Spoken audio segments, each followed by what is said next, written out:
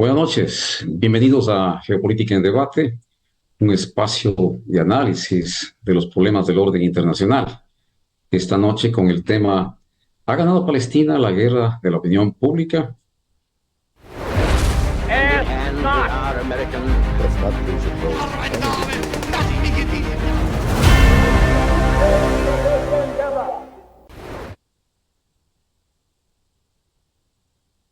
La Asamblea General de las Naciones Unidas votó por un amplio margen, esto hace 6 días, a favor de otorgar nuevos derechos y privilegios a Palestina y pidió al Consejo de Seguridad que reconsidere favorablemente su solicitud de convertirse en el miembro número 194 de la organización.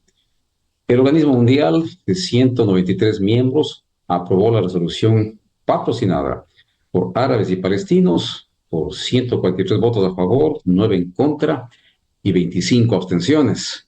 Estados Unidos vetó una resolución del Consejo ampliamente respaldada, esto el 18 de abril, que habría allanado el camino para que Palestina fuera miembro pleno de Naciones Unidas, un objetivo que los palestinos han buscado durante mucho tiempo e Israel se ha esforzado por impedir. La Carta de Naciones Unidas establece que los posibles miembros de la ONU deben ser amantes de la paz y el Consejo de Seguridad debe recomendar su admisión a la Asamblea General para su aprobación final. Recordando que Palestina se convirtió en Estado observador, no miembro, en el año 2012. El renovado intento en aras de alcanzar una membresía plena de Palestina en Naciones Unidas se produce en circunstancias en que la guerra en Gaza ha puesto en el centro del escenario mundial al conflicto de 76 años entre Israel y los palestinos. La crisis humanitaria que enfrentan los palestinos en Gaza y la muerte de más de 34.000 personas en el territorio han desatado la indignación de varios países en múltiples reuniones del Consejo y la Asamblea. Así las cosas, parecería que Israel se va quedando solo en el mundo y que la causa palestina está teniendo el eco necesario. Para analizar este tema se encuentra con nosotros el señor coronel Servicio Pasivo Roberto Chambrito. Él es licenciado en Ciencias Aeronáuticas Militares por la ESPE, licenciado en Antropología Cultural por la Universidad Politécnica Salesiana, magíster en Sociología Política por la Flaxo y un gran amigo de esta casa. Damos la más cordial bienvenida a Roberto Marchán. Buenas noches, Timmy. Buenas noches con todos y con todos tus oyentes. Gracias, Roberto. Buenas noches. Roberto, tu primera lectura de lo actuado por la Asamblea General de las Naciones Unidas. Bueno, yo creo que poco a poco, si me permites, se está haciendo un poco de justicia a la causa palestina. Y a veces creo que no lo entendemos en la total dimensión del problema, porque es un problema relativamente complejo, el problema árabe-palestino o el problema judío-palestino, como lo queramos ver.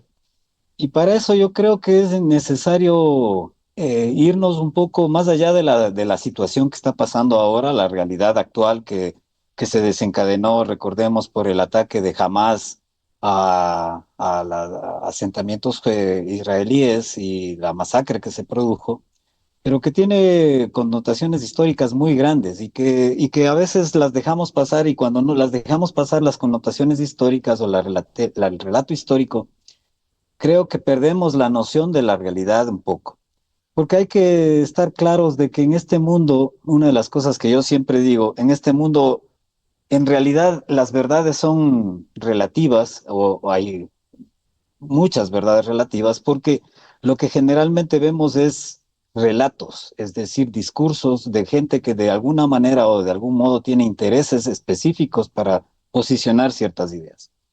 Y cuando vivimos en un mundo de relatos, nosotros tenemos que tratar de investigar un poco más allá del relato para poder comprender la realidad.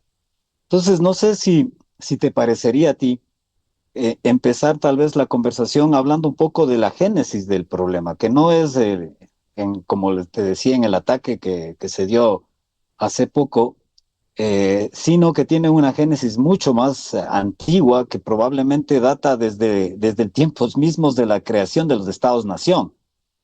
Recordemos que en 1648 se da en Europa la paz de Westfalia. Para la gente que no está muy clara del tema, la paz de Westfalia fue el momento en el cual se dio por finalizado tal vez uno de los capítulos más oscuros de la Edad Media en Europa, en donde los señores feudales luchaban por poder unos contra otros y también había guerras de religión. La paz de Westfalia prácticamente da inicio a los estados-nación, es decir, a partir de esa fecha, 1948, vivimos en un mundo que se puede llamar estatocéntrico, es decir, donde el Estado crea o se crea como la unidad política, económica, cultural que involucra a las naciones y que se constituye en el eje en el cual se articulan la gran mayoría de los países del mundo, los estados. Entonces, a partir de la creación de los estados-nación, recordemos que empieza a haber un concepto de territorialidad, es decir, ya no solamente la nación que implica una base cultural, una base étnica, una base lingüística incluso una base ideológica para que exista cierto nivel de identidad de una nación, sino que el Estado tiene un elemento adicional que es el territorio. Es decir, las naciones tratan de tener un territorio. Y desde esta perspectiva se fueron creando los estados a través del mundo y desde esta perspectiva también los estados fueron compitiendo unos contra ellos a través de la historia. Y de ahí podríamos pasar a lo que se conoce como el colonialismo. ¿Qué es el colonialismo? Hubo varias formas de colonialismo. Básicamente el colonialismo fue estados que quisieron apoderarse de otros territorios, tal vez no estados en principio, para obtener de ellos los recursos, tanto naturales como recursos de otro tipo, por ejemplo, la misma población, es decir, explotar a esa población para valerse de ella en función de sus propios intereses. Así vemos, por ejemplo, el colonialismo primario, o los que podemos hablar, el colonialismo que se dio cuando se dio el mal llamado descubrimiento de América. Ese es un fenómeno de Roberto, perdón, colonialismo. te interrumpo un segundo, Roberto. Tuvimos una pequeña interrupción. Quisiera- ya. En todo caso, quisiera que recapitules un tanto. Estabas mencionando la paz de Westfalia, la conformación de los estados, el respeto a las fronteras desde la conformación del Estado-Nación. Con esta interrupción, pues retoma tú, Roberto, lo que estabas diciendo. Gracias. No, y te estaba hablando que posteriormente de eso, un fenómeno que también es importante para analizar este hecho judío-palestino o judío-árabe, es el asunto del colonialismo. O sea, el colonialismo fue un fenómeno que se dio a través de los siglos, en donde te decía que un Estado lo que hacía era apoderarse de ciertos territorios y obviamente de las personas que vivían en esos territorios para obtener recursos para sus propios beneficios, explotando los recursos e incluso explotando a la población. Y el colonialismo generalmente estuvo encaminado por estados, es decir, eran estados que invadían, si cabe el término, a otros países o a otros estados o a otros territorios para obtener estos recursos. Recordemos que el pueblo judío es un pueblo que tiene raíces muy ancestrales, que están escritas en la misma Biblia, se habla de 5.000 años, se habla de 2.000 años, etcétera. Pero en fin, pero el pueblo judío, si bien es una nación que tiene una identidad religiosa y en cierto ámbito cultural, no tiene necesariamente una identidad étnica. ¿Por qué? Porque el judaísmo, si bien nació en la parte semítica, que es de la parte palestina, en la zona, recordemos que el Éxodo nos habla del escape de los hebreos desde Egipto hacia la tierra prometida, Israel y todo lo demás. Pero la gran mayoría de los judíos actuales no son provenientes de la zona del Oriente Medio, sino que son provenientes de lo que se conoce como los judíos, por un lado los judíos sefardíes y más aún los judíos que estuvieron en el territorio que se conoce como el Cáucaso, eh, los judíos házaros. Recordemos que el pueblo házaro es un pueblo que se expandió en la zona del Cáucaso, en parte de la zona que hoy ocupa Kazajistán, Rusia, Ucrania, Georgia, inclusive y algunos otros países del Cáucaso. Y fue un pueblo que en el siglo VII aproximadamente abrazó el judaísmo como religión y abrazó la tradición cultural judaica. Entonces el judaísmo se expandió en Europa fuera de la zona propiamente donde nació, es decir, la zona de la Mesopotamia o la zona que estamos hablando de Oriente Medio actual. Entonces, este judaísmo se expandió por Europa y a partir de aquí, haciendo grandes saltos históricos, porque el tiempo obviamente no nos permite, este judaísmo empezó a tener esa necesidad cuando se dieron la creación ya de los estados, se dio el proceso de colonialismo, de tener para sí un estado. Y aquí aparece la figura de Theodor Herz. Theodor Herz, Herz probablemente es el iniciador de lo que se conoce como el sionismo judío, que básicamente es la idea de que el pueblo judío, es decir, la unidad cultural, probablemente no étnica, pero sí cultural y lingüística judía, debería tener también un territorio. Esta idea de un territorio para el pueblo judío, que nació antes incluso del famoso holocausto, que hablaremos un poquito más tarde, y que lo que produjo es que haya una corriente que inició en el siglo XX, a inicios del siglo XX, para tratar de lograr un territorio para el pueblo judío, para este pueblo que era un pueblo que era una nación probablemente, pero que no tenía un territorio. Entonces, el pueblo o la idea del sionismo, como te digo, incluso abrazó varias opciones. Una de ellas era la de la posibilidad de tener un territorio, por ejemplo, en Argentina y en otros lugares. Finalmente se llegó a la conclusión de que el territorio era el territorio ancestral de acuerdo a sus tradiciones bíblicas, que su tierra prometida, etcétera, que es la Palestina actual. Entonces se creó todo un proceso ya de migración hacia la zona de Palestina desde inicios del siglo XIX. Recordemos que para esa época, en esa zona no era la estructura política que existe actual, ni mucho menos. En principio, a inicios si vamos a la era, al día cero de la era cristiana, esa zona era una zona dominada por los romanos, posteriormente fue por los romanos el Imperio Romano de Oriente, Constantinopla, posteriormente pasó por varios procesos de dominación, hasta que finalmente en el siglo XX, siglo XVIII, siglo XX fue el Imperio Turco el que dominaba esa zona. Y dentro de esa zona vivían personas con ascendencia étnica árabe y personas con ascendencia judía. Y en cierta medida vivían con cierto nivel de paz. Es decir, una vez que mientras los grandes imperios antiguos, en este caso el Imperio Otomano, que es Turquía, dominó esa zona, las comunidades árabes con las comunidades judías vivían en cierto nivel de paz, en relativa paz. Obviamente con un poder superior que los dominaba, que era el Imperio Otomano. Claro. A partir de la caída de la Primera Guerra Mundial, la caída del Imperio Otomano, se generó ahí un nuevo proceso de dominación a través de franceses e ingleses. En principio los franceses, luego los ingleses, y empezó a ver y a acrecentarse este estímulo del judaísmo sionista de trasladar el pueblo judío con esa entidad étnico-cultural, trasladarla hacia la tierra de Palestina. Y recordemos que según los datos que existen, para 1918 en la zona de Palestina había aproximadamente 700,000 árabes. A veces se piensa que esa zona era una zona vacía.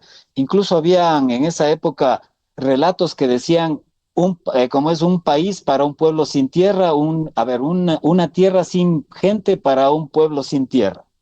Cuando en realidad dando la impresión de que esa zona era una zona totalmente desocupada o inhabitada, cuando la realidad es que ha sido habitada por milenios, no solo por siglos. Se estima que en el 1918 habían alrededor de 700,000 árabes contra 60,000 palestinos, judíos, en esa zona, en la zona de Palestina. Es decir, 1918 la gran mayoría de los dueños de esa tierra eran de origen árabe. Ahora bien, para 1938, es decir, en este proceso, mientras entre las dos guerras, la Primera Guerra Mundial, caída del Imperio Otomano y la Segunda Guerra Mundial, ya se dio un proceso de migración acelerada motivada el judaísmo sionista para ocupar esa tierra y se estima que para 1938 ya habían como 460.000 judíos viviendo en esa zona. Es decir, prácticamente estaban acercándose al total de árabes que vivían en la zona. Y obviamente este tipo de cosas generó ya problemas, generó ya disputas. Los árabes hicieron un primer levantamiento en el año 36 contra los británicos porque después de la caída del Imperio Otomano hubo un mandato francés, posteriormente del mandato francés hubo un mandato británico y los británicos juntamente con ciertos grupos que ahora los llamaríamos terroristas judíos, actuaron en contra de este levantamiento árabe para dominarlo. Y continuó dando el proceso de exfoliación, de expropiación. Entonces, recordemos que después de esto, ¿qué ocurre? Ocurre la Segunda Guerra Mundial, todo lo que conocemos por el Holocausto judío, que obviamente tuvo dimensiones enormes. Habría que, para analizar las causas del Holocausto, y habría que ir a otros ámbitos, a otras situaciones, recordar ya la trascendencia del pueblo judío en la Europa del Este, en la Europa occidental. Recordemos que el pueblo judío en la Europa del Este eran pueblos pobres, gente pobre, pero en la Europa occidental fue gente que llegó a tener mucho poder económico, incluso familias como las Rothschild, por ejemplo, que hasta ahora se habla, la familia Nasgar, y hay algunas familias famosas por su poder económico y político que tuvieron en ciertas naciones. Por ejemplo, Benjamín de Israel, y se me ocurre que fue primer ministro británico de ascendencia judía en finales del siglo XIX. Pero en fin, se dio el holocausto, alrededor de 6 millones de judíos sacrificados en la limpieza étnica que produjo el nazismo. Obviamente no solamente fueron judíos, fueron otros grupos étnicos, pero la gran mayoría fueron judíos. Y esto generó también una enorme corriente de dos tipos. La corriente primero del propio pueblo judío de decidirse emigrar hacia la tierra de Israel, hacia Palestina, y también una, yo diría, una especie de constricción en todo el mundo de que había que hacer algo para ayudarle al pueblo judío a tener un Estado. Y es así que se produce una gran migración judía. Se habla de millones de personas, alrededor de 3 millones de personas a partir del fin de de la Segunda Guerra Mundial, migraron a esa zona. Pero el problema se da en este momento porque ¿cuáles fueron las opciones? ¿Cuál fue la realidad? Y la realidad que este pueblo o este grupo de personas del judaísmo sionista buscaba ahí de crear un Estado judío. Y ahí viene el gran problema, porque otra cosa hubiese sido simplemente crear un Estado donde pudieran convivir tanto aquellos residentes árabes que vivían ahí, hablamos de 800.000 personas más o menos, como el nuevo pueblo que estaba migrando a esa zona.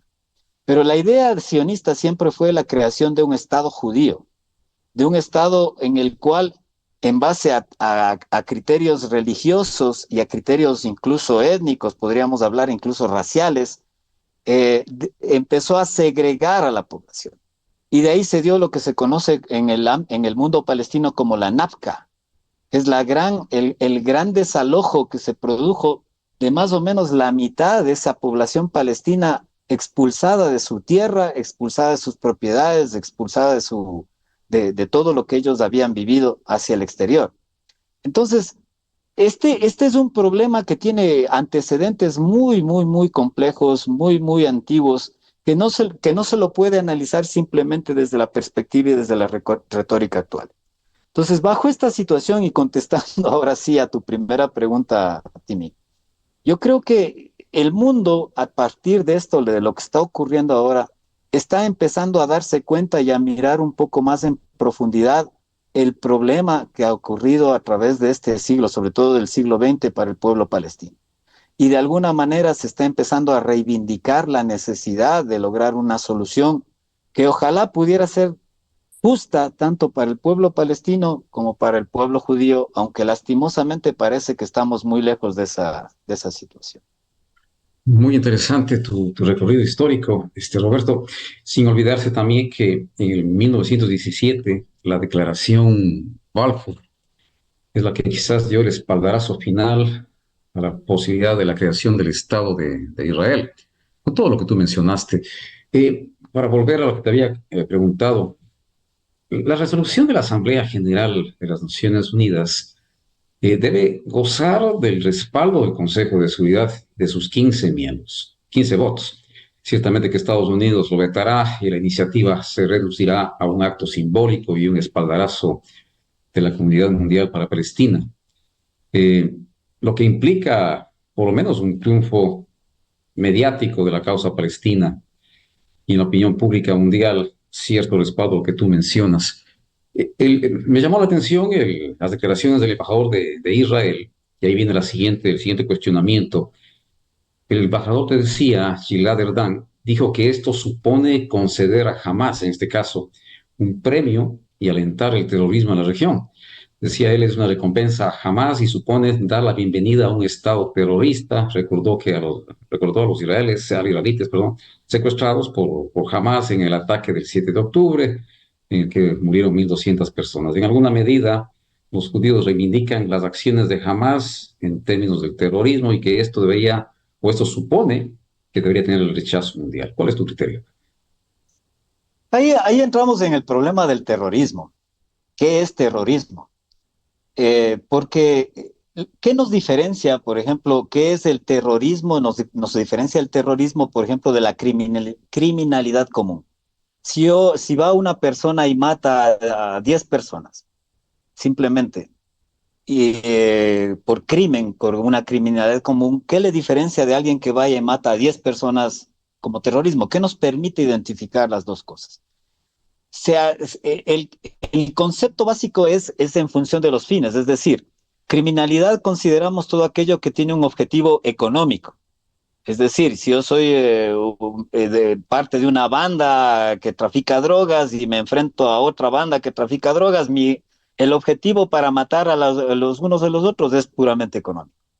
En cambio, el objetivo del terrorismo es un objetivo político, es decir, alcanzar algo que va más allá, es decir, un fin político. Ahora, el problema del terrorismo es que siendo el terrorismo un acto un grupo de gente, lo hemos vuelto prácticamente un sustantivo, es decir, de un verbo lo hemos transformado a un sustantivo. ¿Por qué? Porque ahora identificamos a ciertos grupos como terroristas cuando en realidad los grupos no pueden ser terroristas, son los actos que realizan los grupos terroristas. Recordemos que el Estado de Israel inició prácticamente como un grupo terrorista. No me acuerdo específicamente los nombres de los grupos que estuvieron ahí, pero en principio, por aquí los tengo, en principio, Haganá por era uno de ejemplo, ellos. el Haganá, el Irgun, Ujú. eran grupos que realizaban terrorismo en la zona, es decir, estamos hablando de los años, alrededor de los años 20, incluso el famoso atentado del Hotel Rey David, donde se inmoló un atacante judío y mató a alrededor de 97 personas, entre esos británicos, judíos también y muchos árabes. Es decir, si es que nos remontáramos nosotros hacia el pasado, el pueblo judío era un pueblo terrorista, pero no podríamos decir que todo el pueblo judío es un pueblo terrorista. Entonces es complejo el tema del terrorismo, pero sirve para los fines de la retórica, sirve para posicionar los discursos. Entonces tú lo que me estás diciendo, por ejemplo, de las palabras del embajador de Israel, y no solo del embajador, de prácticamente todo el establishment israelí y mucho del establishment judío en el mundo, es tratar de posicionar la idea de que él jamás es un grupo terrorista en principio y que jamás, al no poderse diferenciar claramente del resto del pueblo palestino, prácticamente todo el pueblo palestino es un pueblo terrorista. Y eso es una terrible simplificación que lo único que logra es justificar de alguna manera lo que yo considero, desde mi punto de vista, que se está dando actualmente, que es un genocidio del pueblo palestino. Entendiendo por genocidio la destrucción, la expulsión, la destrucción sistemática de un pueblo por objetivos políticos, que es lo que busca Israel. Entonces, estas palabras solo se inmiscuyen dentro de este ámbito, es decir, intentar condicionar, poner una etiqueta para lograr adhesión a un proyecto, a una idea que está perdiendo enorme legitimidad alrededor del mundo, como lo estamos viendo en los mismos Estados Unidos y en toda Europa Occidental, con los levantamientos que hay de los estudiantes en las universidades, por ejemplo, así como el posicionamiento de una buena cantidad de países que están en contra de lo que está sucediendo. Entonces yo lo veo más como un acto retórico que sirve tal vez para afianzar y hacia adentro más que para afianzar la idea de ese, o sus propias convicciones hacia afuera. No, definitivamente. Todo lo que está sucediendo hoy supone la destrucción de la sociedad palestina, la que tú mencionabas, la destrucción de su infraestructura económica, mayoritariamente agrícola. Anteriormente tenía una cierta estructura turística, la destrucción de su sistema de seguridad y autoridad. Pues Israel ha eliminado cualquier atisbo de liderazgo en el pueblo palestino. En definitiva, sin liderazgo, sin riqueza económica, sin seguridad, ¿qué le queda al pueblo palestino, Roberto? ¿Abandonar su país? Es que eso es lo que quiere generar Israel, prácticamente. Si analizamos las acciones que están llevando a cabo en la Franja de Gaza, recordemos que la Franja de Gaza es prácticamente, para que nos ubiquemos en tamaños, a veces es un poco difícil pensar, es prácticamente como la ciudad de Quito, ¿sí? La ciudad de Quito tiene alrededor de 370 kilómetros cuadrados, la Franja de Gaza tiene alrededor de 365 kilómetros cuadrados, es más o menos de esta extensión, pero con una gran cantidad de gente que vive ahí, más o menos la misma cantidad de gente que vive en la ciudad de Quito, alrededor de 2,5 millones de habitantes. Entonces imaginémonos que aquí en la ciudad de Quito llega un ejército extranjero y empieza, bajo el pretexto de destruir sistemáticamente la zona norte de Quito.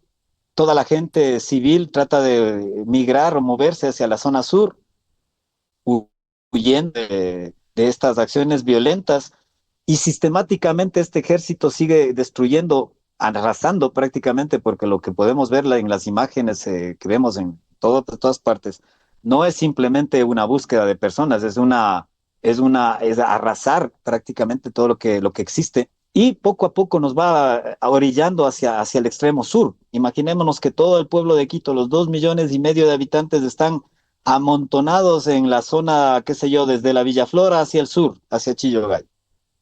Y ahí todos los que nos hemos desplazado desde la zona norte estamos ahí tratando de sobrevivir de alguna manera, buscando algún tipo de protección. Y ahora nos viene este ejército extranjero a decir, váyanse de ahí porque también voy a empezar a arrasar con esa zona. Pero no me permiten regresar hacia el norte. ¿Me voy hacia dónde? Si al otro lado está ya la frontera con Egipto, que también está bloqueada, y al otro lado está el mar, me boto al mar y ¿qué hago ahí? Entonces, el objetivo final, que se ve cada vez con más claridad de Israel, y eso es lo terrible, que un pueblo que sufrió tanto la persecución ideológica, política, cultural, etcétera, a través del tiempo, sea el pueblo que ahora está haciendo lo mismo con otro pueblo. Eso es lo terrible de la situación. Entonces, lo que se ve claramente al Estado de Israel al no dar opciones es que básicamente lo que quiere es que el pueblo palestino, lo que resta del pueblo palestino, se estima que alrededor de 2 millones de personas que están atrapadas en Rafah, en la zona sur de la Franja de Gaza, simplemente desaparezcan de ahí, se lancen al mar, o que Egipto les dé la posibilidad de establecerse en carpas ¿cómo es? En el desierto del Sinaí, en la península del Sinaí, que es de propiedad de Egipto. Entonces, ahí lo que estamos viendo es precisamente un Estado que está expulsando a una parte de la gente para apropiarse de su territorio, apropiarse de su Estado, sobre la base de un discurso de buscar cierto nivel de seguridad. Prácticamente es terrible lo que está haciendo, a tal punto de que los mismos Estados Unidos, que ha sido el Estado que prácticamente eh,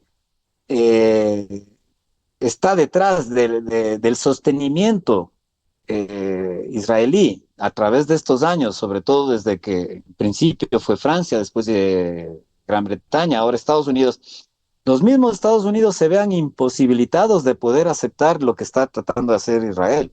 Y ahora vemos que hay una fricción entre el gobierno de Estados Unidos, ojo, no es que sea un gobierno antisemita, es todo lo contrario, en contra del gobierno de Israel por las diferencias de opinión, porque porque Estados Unidos, el gobierno de Estados Unidos, se ve ante la espada y la pared y no puede aceptar lo que está pasando.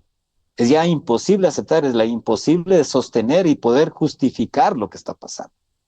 Entonces, estamos enfrentados como humanidad, yo pensaría, a un reto de humanidad, porque ¿qué es lo que va a pasar? ¿Vamos a permitir que se eliminen a 2,5 millones de personas o se les expulse de su tierra a 2,5 millones de personas quedándonos en silencio? No sé. Israel ha catalogado al pueblo palestino, que bien lo acabas de explicar, decía, lo han catalogado como un pueblo violento, irresponsable, fanático y que han rechazado las diferentes ofertas muy generosas de paz por parte de Israel. Yo quiero referirme a los acuerdos de Oslo en septiembre de 1993. Quienes nos escuchan y nos ven, se firmaron los acuerdos de Oslo que refería en una ceremonia que fue muy publicitada en la Casa Blanca, todo el mundo quizás lo recuerde, lo que debió marcar el inicio de una era de reconciliación, una euforia y optimismo para los palestinos. De hecho, los miembros del brazo armado de la OLP dejaron las armas, se habló de la cercanía de ambos pueblos y se creyó que el pasado quedaba atrás. Se hablaba de un modelo de coexistencia para los dos pueblos. Desde la visión de los palestinos, esta situación ha supuesto una enorme concesión que supone la renuncia de casi del 80% de su territorio histórico de Palestina. Recordemos que Cisjordania y Gaza no representan más que el 22% de este territorio que refería.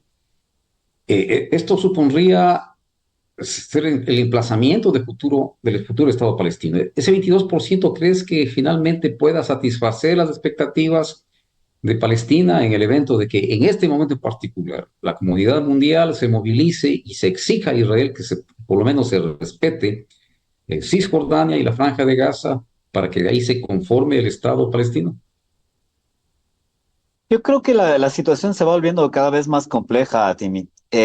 Yo pienso que la comunidad internacional se equivocó cuando el mandato de las Naciones Unidas se fue por el camino de que la creación de dos estados, un estado palestino y un estado judío. Yo creo que lo que se debió haber buscado ahí es un estado plurinacional, es decir, un estado que cobije de igual manera a los judíos y a los palestinos en igualdad de condiciones. Porque cuando creas dos estados con esas bases ideológicas, políticas, económicas, siempre uno de los dos va a estar sobre el otro, va a ejercer poder sobre el otro. Yo he estado en Israel algunas veces. Como tú sabes, yo por cuestiones de trabajo en nuestra realidad, yo tuve la oportunidad de visitar Israel al menos 3 o 4 veces, de estar algún tiempo ahí. Y siempre me pareció una tierra, primero hermosa, con gente muy amable, con gente agradable, pero que tiene un conflicto grande, porque cuando tú visitas Israel en sí mismo, tú visitas un país desarrollado de Europa Occidental. Cuando tú visitas alguna zona árabe, palestina, tú visitas un país del tercer mundo, dentro de, qué sé yo, 10, 20 kilómetros, muy al lado uno del otro. Y te preguntas, pero ¿por qué hay estas diferencias? Y las diferencias no van de la mano de la capacidad de la gente, no van de la mano de las características individuales de las personas. Eso es lo que quisiéramos ver o lo que quisiéramos decir, que el judío es laborioso y que el árabe es vago y cosas por el estilo, que no tienen ningún sentido. Eso va porque un país ejerce poder sobre el otro. Cuando tú eres dentro de un país, eres un ciudadano de segunda que no tiene acceso a empleos, que no tiene acceso a educación, etcétera, poco a poco te vas quedando atrás. Poco a poco vas siendo sometido por aquel que sí tiene accesos. Separándola en magnitud, en tamaño, en realidad, pero por ejemplo es una especie de apartheid lo que existe en Israel, lo que existió en Sudáfrica. Es decir, hay un mundo para los judíos dentro de Israel que no es el mismo mundo para los árabes. Ser árabe dentro de Israel o ser palestino dentro de Israel es un grave problema. Y eso al principio. A partir de la firma de, como es de los convenios de Oslo y todo lo demás, se dio otro fenómeno también, que para mí en su momento me pareció muy eh, escandaloso. Se empezó a crear muros, así como vemos los muros que se crean en la frontera entre Estados Unidos y México para evitar que los latinoamericanos, los sudamericanos, traspasemos la frontera y invadiramos el jardín norteamericano. Israel empezó a establecer muros alrededor de todas las zonas palestinas, enormes muros y enormes franjas de control, es decir, prácticamente encerrando a los palestinos en guetos, encerrando en áreas aisladas de las cuales ellos no pueden salir si no es solamente con autorización israelí. Es decir, si yo vivo, por ejemplo, en la Franja de Gaza o en Cisjordania, que es la otra zona palestina en Israel, si yo vivo ahí, es imposible, por ejemplo, que yo pueda viajar a otro país si no puedo primero acceder al aeropuerto Ben Gurión en Tel Aviv, por ejemplo, para poderme ir a Europa. Si no tengo la autorización del gobierno de Israel. Es decir, estoy encerrado en una cárcel prácticamente al aire libre. Entonces, bajo esas circunstancias, cada vez, y ojo que cada vez esos territorios también se han ido disminuyendo, porque recordemos que desde también esos años Israel ha tenido una activa presencia o activo apoyo a grupos de colonos judíos que se han ido apoderando de territorios palestinos, Asentamientos. haciendo sus asentamientos, que son, y ir a ver eso es importante, es interesante, porque ¿cómo son los asentamientos? Son como que viéramos aquí, a ver, imaginémonos aquí en el Ecuador, que el poblado de Tambillo, por ejemplo, sea un poblado palestino. Pero al lado de Tambillo, en una zona agrícola que era propiedad de la gente de Tambillo, de la noche a la mañana empiecen a aparecer grandes urbanizaciones exclusivamente para gente de otro lado, que se apoderan del territorio y que empiezan a construir sus casas con todas las comodidades y todas las necesidades satisfechas del primer mundo, mientras que la gente de Tambillo no tiene ni agua potable y tal vez pierde algunas cosas. Entonces, eso es lo que está ocurriendo. Entonces, ha sido un proceso de expoliación complejo, un proceso de apartheid, diría yo, me atrevería a decirlo, no exactamente igual al proceso que se dio en Sudáfrica, pero muy parecido. De ahí a que Sudáfrica sea el país que le demandó ahora a Israel ante la Corte de Justicia, Internacional de Justicia, por genocidio, porque está haciendo un proceso muy similar a lo que ya vivieron los, eh, los sudafricanos negros en su tiempo. Entonces, para mí es un problema muy complejo que yo personalmente no veo una salida a corto plazo.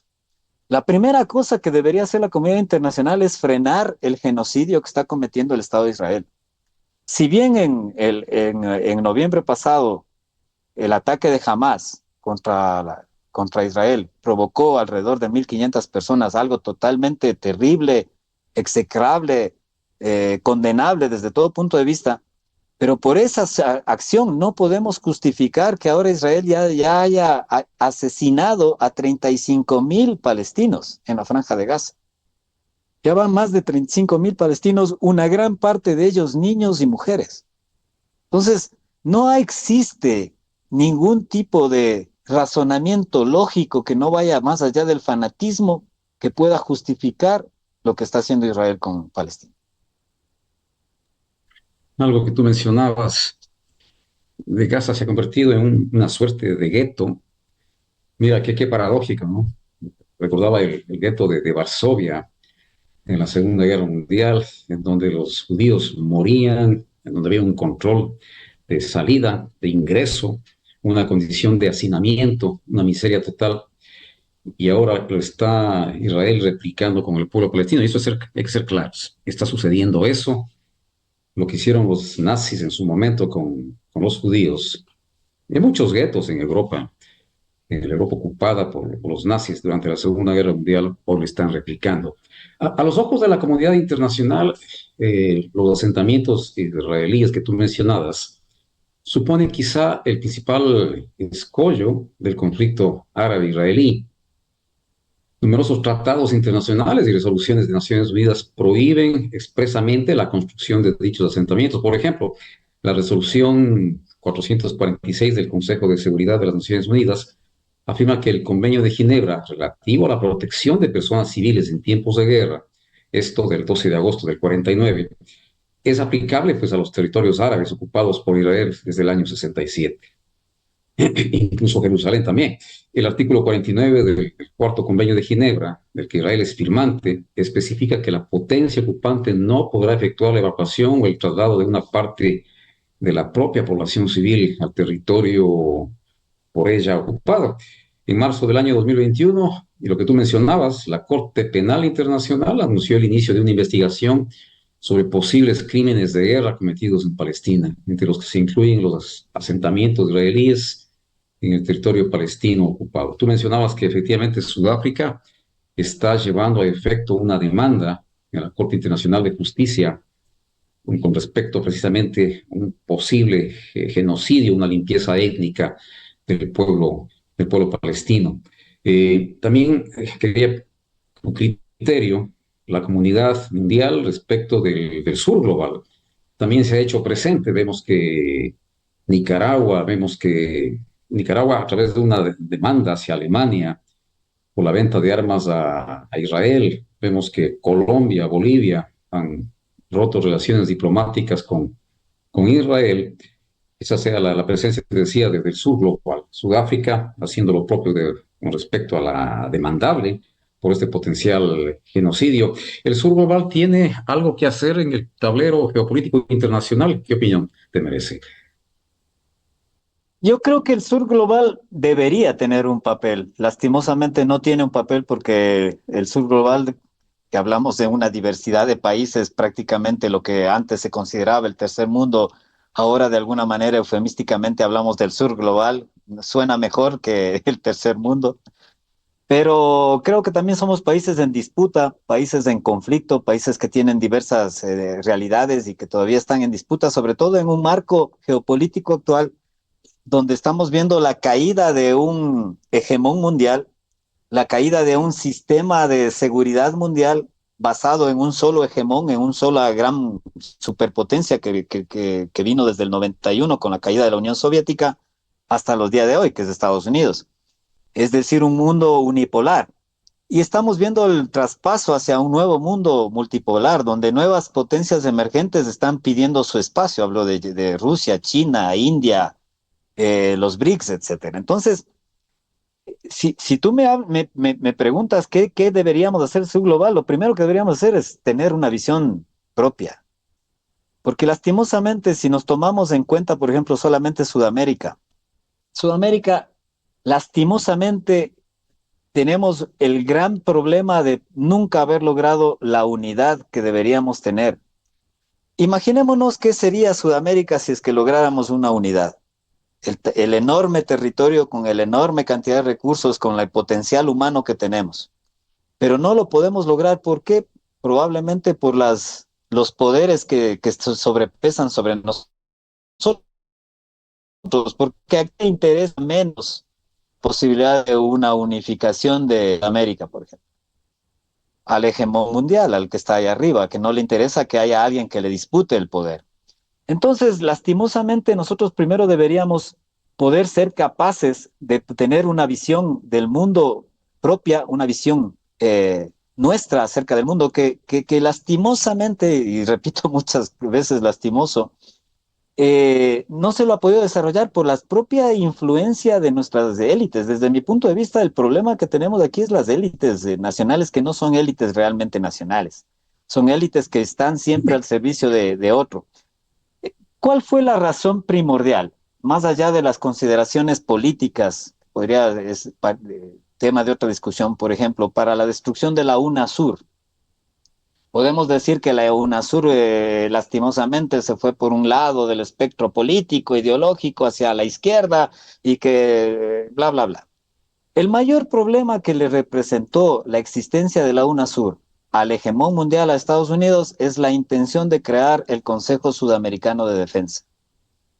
porque al crear el Consejo Sudamericano de Defensa estábamos creando la posibilidad de tener una visión de seguridad propia de Sudamérica, independiente de Estados Unidos. Eso es terriblemente peligroso para mantener el control de Sudamérica para Estados Unidos. Si no nos explica por qué con tanta facilidad se descabezó y se destruyó a la UNASUR cuando otras instituciones de carácter regional para tratar de buscar la unidad, de, por ejemplo, la comunidad andina, el Mercosur, etcétera, no han tenido ese problema. Han navegado por aguas turbulentas, izquierdas, derechas, pero han seguido adelante. Pero el único que se vio destruido prácticamente fue la UNASUR. Es precisamente por este atrevimiento que hubo desde el sur de tratar de pensar de una manera propia, de una manera específica. Entonces, yo creo que lo que podemos hacer desde el sur global todavía es muy limitado. Yo creo que más puede hacer el BRICS, por ejemplo, que son aquellos que de cierta manera oponiéndose a la situación geopolítica actual, también buscando sus propios intereses. No nos podemos engañar y pensar de que esta es una pelea entre buenos y malos, porque no existen los buenos y los malos en el mundo. Lo que existen son intereses.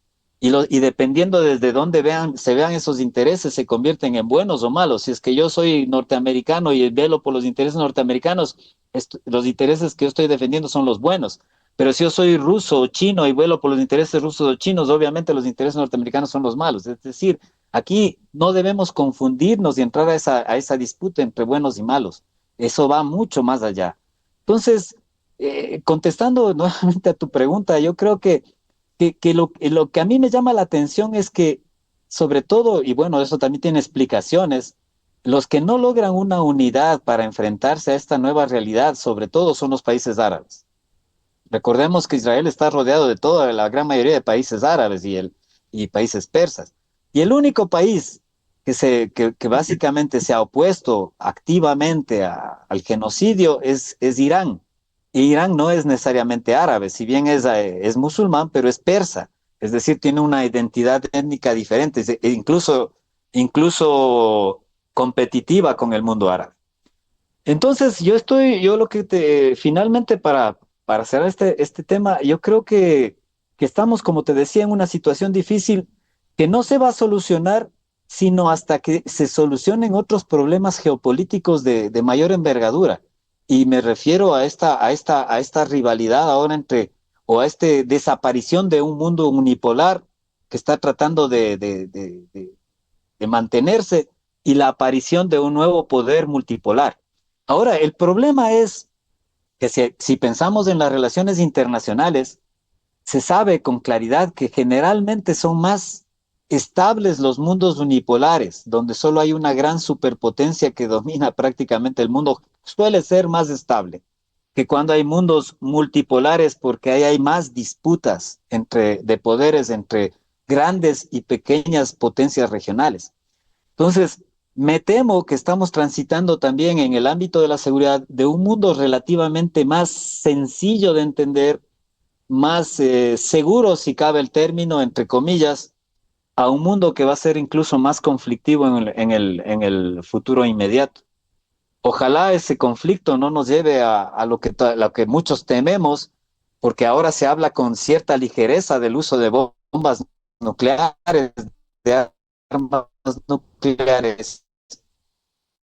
Ojalá este cambio, esta guerra nuclear, recordando palabras de Nietzsche, si no me equivoco, que decía que en la crisis es un momento cuando lo viejo se niega a morir y lo nuevo todavía no termina de nacer. Y es ahí en ese espacio cuando aparecen los demonios. Correcto.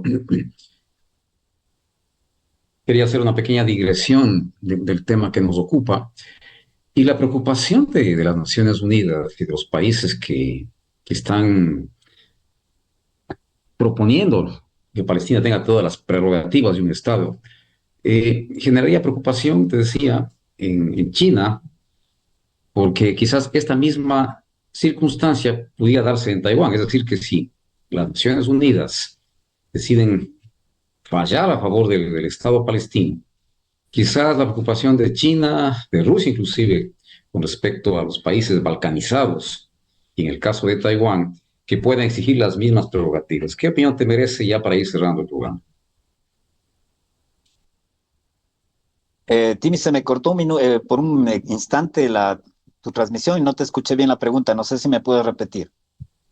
Claro, te decía que volviendo al tema de las Naciones Unidas, países como Rusia y China están preocupados o estarían preocupados en el evento en que efectivamente el Consejo de Seguridad de las Naciones Unidas pues fallen a favor de darle las prerrogativas necesarias al Estado palestino, porque se generaría un precedente con países como Taiwán y algunos países balcanizados en Europa Central que pudieran exigir las mismas prerrogativas. Entonces, no sé cómo ves tú esta posibilidad que preocupa a China especialmente. Yo creo que la creación de un Estado palestino no afectaría a la situación de Taiwán porque desde mi punto de vista es diferente la situación de Taiwán. Recordemos que Taiwán era parte de la China y que se separó pues después de la guerra civil entre los nacionalistas versus los comunistas después de la Segunda Guerra Mundial y la expulsión de los japoneses. Entonces, lo que hablamos entre China y Taiwán es la búsqueda de la unificación de dos territorios que tienen una historia común, una nación común, un grupo étnico común, una cultura común. Los que viven en Taiwán son igual chinos que los chinos que viven en el continente. Aquí hablamos de, en cambio de dos estados, de la creación de dos estados para darle un soporte a un pueblo que está siendo masacrado, a un pueblo que está siendo sujeto a un genocidio. Entonces yo no le veo en realidad que eso pueda afectar la situación de China y Taiwán. Ahora bien, China obviamente se mueve con mucha cautela en el ámbito político dentro de esta situación. Hemos visto, incluso Rusia también se mueve con mucha cautela. Si bien probablemente están apoyando a su colaborador, que es Irán, porque recordemos que Irán también está ingresando al grupo BRICS y tiene ya grandes alianzas con China y con Rusia. Yo veo que más bien China y Rusia han sido muy cuidadosos en su posicionamiento actual, más allá de la retórica, pero muy probablemente están apoyando a Irán y a su vez Irán está apoyando a sus proxy que también apoyan a los palestinos, me refiero a la misma Hamas. Entonces yo lo veo ese ámbito desde esa perspectiva. No creo que darle un territorio, convertir en una realidad lo que ya las Naciones Unidas dispusieron en su momento, la creación del Estado palestino, pueda ser algo que afecte a la realidad de los otros conflictos territoriales que existen en el mundo. Lastimosamente, como todos sabemos, las fronteras no es algo estático. A veces tenemos la idea de que una frontera terrestre es algo estático, pero si estudiamos la realidad, la historia mundial, las fronteras siempre se están moviendo. Y entre las fronteras los pueblos también siempre se están moviendo. Entonces, yo creo que no deberíamos cerrarnos a la posibilidad de que los mapas se vayan cambiando. El último cambio sustancial que se dio a los mapas mundiales fue con la caída de la Unión Soviética, la disolución de la Unión Soviética y se crearon una gran cantidad de países que antes eran parte del territorio soviético. Entonces, el mundo siempre está y va a estar en el futuro probablemente sujeto a estas modificaciones. Lo que deberíamos tratar es de que este tipo de modificaciones sean en paz, que este tipo de cambios se den en función de acuerdos, se den en función de negociaciones, mas no se den en función de la violencia, que lastimosamente es lo que se está dando en el mundo y lo que yo me temo que se va a seguir dando en los próximos años. Que un recrudecimiento de las posiciones violentas de, de cada uno de los tiene sus propios.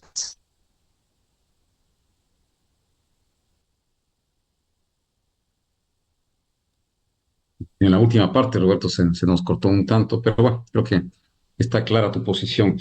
Roberto, para ir ya cerrando el tiempo, siempre nos queda corto, y en especial en un tema como este. Yo quisiera concluir que nadie en sus cabales, y creo que te lo dije en un programa anterior contigo mismo, nadie en sus cabales puede aceptar como válida la barbarie del grupo Hamas, asimismo lo indecible del sufrimiento del pueblo palestino en la franja de Gaza, que se mide ya por décadas, merced a las retaliaciones de las fuerzas de defensa de Israel, también son inaceptables y categóricamente lo hay que afirmar lo que está sucediendo con esta limpieza étnica. Roberto, tu comentario final para ir cerrando. Gracias, Timmy. Lastimosamente sí se me ha puesto, creo, un poco inestable mi conexión internet. No sé cuál es la causa. Te pido mil disculpas y les pido mil disculpas a los oyentes.